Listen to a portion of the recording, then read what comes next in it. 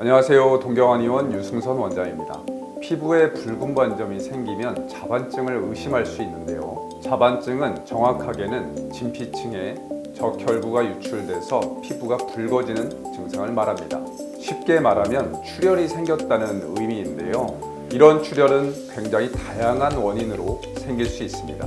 그래서 오늘은 자반증의 원인이 되는 다양한 질환들과 원인별로 증상이 어떻게 달라지는지 알아보려고 합니다.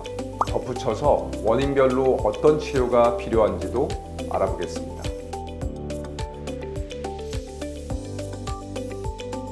자반증은 출혈이 원인이라면 출혈이 생기는 원인은 무엇일까요? 출혈이 생기는 원인은 크게 두 가지로 나눠볼 수 있습니다. 첫 번째는 혈소판의 장애입니다.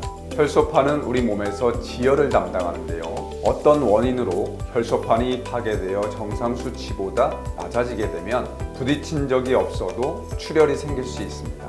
이렇게 생긴 자반증을 면역성 혈소판 감소 자반 또는 특발성 혈소판 감소성 자반증이라고 합니다. 두 번째는 혈관의 염증입니다.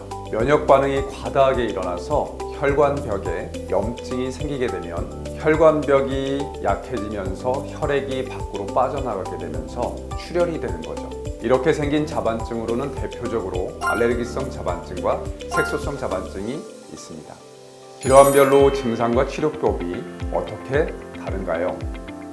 먼저 면역성, 특발성 혈소판 감소성 자반증의 경우에는 혈소판에 문제가 있어 지혈이 잘 되지 않기 때문에 자반 말고도 몸 여기저기에 멍이 생길 수 있습니다. 잇몸 출혈도 잦고 코피가 자주 나기도 하고요. 또 사람에 따라서는 단순히 피로감만 느끼는 경우도 있습니다. 혈소판 수치가 문제가 되는 자반증은 당연히 혈소판 수치를 회복하는 치료가 필요하겠죠. 알레르기성 자반증도 과도한 면역 반응이 원인이다 보니 근본적으로는 면역 기능을 정상적으로 회복하는 것이 가장 중요한데요. 다만 알레르기성 자반증은 자반 외에도 복통, 관절 통증, 부종 또는 혈뇨 단백뇨와 같은 신장 증상까지 동반될 수 있기 때문에 각 증상을 진정시키는 치료도 같이 진행되어야 합니다. 특히 알레르기성 자반증은 신장에 영구적인 문제를 남길 수 있기 때문에 초기에 빨리 적절한 치료를 시작하는 것이 중요합니다. 색소성 자반증도 알레르기성 자반증과 마찬가지로 혈관에 염증이 생김으로써 출혈이 생긴다는 점에서는 원인이 비슷한데요. 다른 점은 출혈이 될 때 헤모시데닌이라는 혈색소가 유출되어 피부에 영구적인 침착을 남길 수가 있다는 점입니다. 따라서 면역 기능을 정상화하는 치료와 함께 색소 침착을 방지하는 치료도 꼭 함께 병행되어야 합니다. 색소성 자반증은 만성화가 잘 되는 질환인 만큼 시간이 지날수록 자반이 생기는 범위가 점차 넓어지고 그에 따라 착색도 점점 심해질 수 있습니다. 그러니 증상이 가벼운 초기에 치료를 시작하는 것이 가장 좋겠죠. 오늘은 자반증의 원인이 되는 다양한 질환들과 증상 그리고 치료법에 대해서 소개를 해드렸는데요. 이렇게 원인별로 증상과 치료법이 달라지다 보니 어떤 자반증인지 정확하게 진단받는 것이 매우 중요합니다.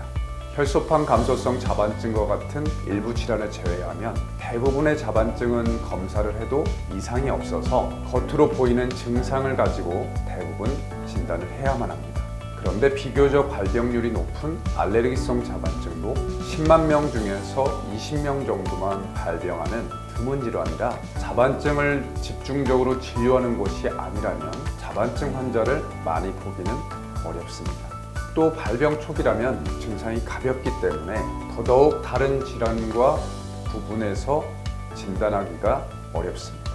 따라서 어떤 자반증인지 정확하게 진단하기 위해서는 자반증 진료 경험이 많은 의료인과 상담을 하는 것이 매우 중요합니다.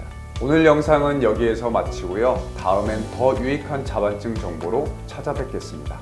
시청해 주셔서 감사합니다.